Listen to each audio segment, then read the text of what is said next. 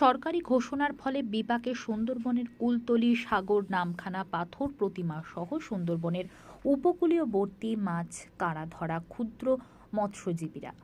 গত 1 এপ্রিল থেকে বন দপ্তরের নির্দেশিকা জারি হয়েছে। 3 মাস কোনোভাবেই নদীতে মাছ কাঁকড়া ধরা যাবে না।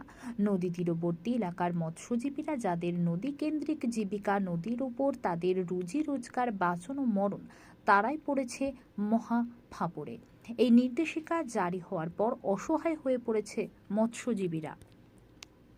দেয়নি দিদি, যে টাকা দেবে বলছিল সে টাকা তো দেয়নি।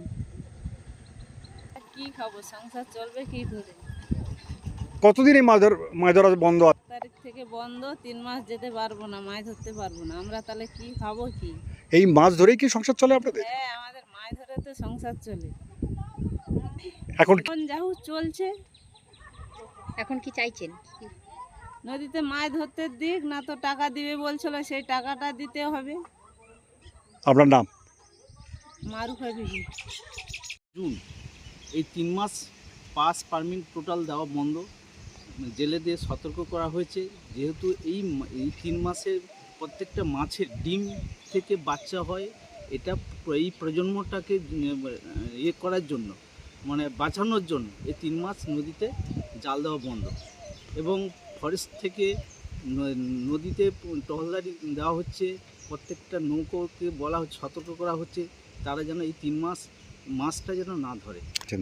নোটিশও দেওয়া হয়েছে এবং প্রত্যেক জেলে পার্টি ওরা জানে প্রত্যেক বছর এই 3 মাস জাল নৌকো বন্ধ থাকে। সারা বছর ওরা মাছ ধরে, কিন্তু এই 3 মাস বন্ধ থাকে।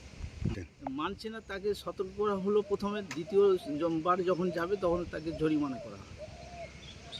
এইভাবে চললে তো জেলেরা খেতে পাবে না। না, সারা বছর তো ওরা মাছ ধরে খাচ্ছে, সারা বছর নদীতে মাছ ধরে খাচ্ছে। এই যে বাচ্চা, মাছের বাচ্চা পরপর বড় হবে, ওরাই তো পরে ধরবে। তার জন্য তো সতর্ক করে যে 3 মাস ডিম থেকে যখন বাচ্চা হচ্ছে, আপাতত এই 3 মাস বন্ধ থাক। আপনারা কি নদীতেও যাচ্ছেন? হ্যাঁ, নদীতে নৌকো নিয়ে যাওয়া হচ্ছে। আপনার নাম? আমার নাম শক্তিপদ নায়ক।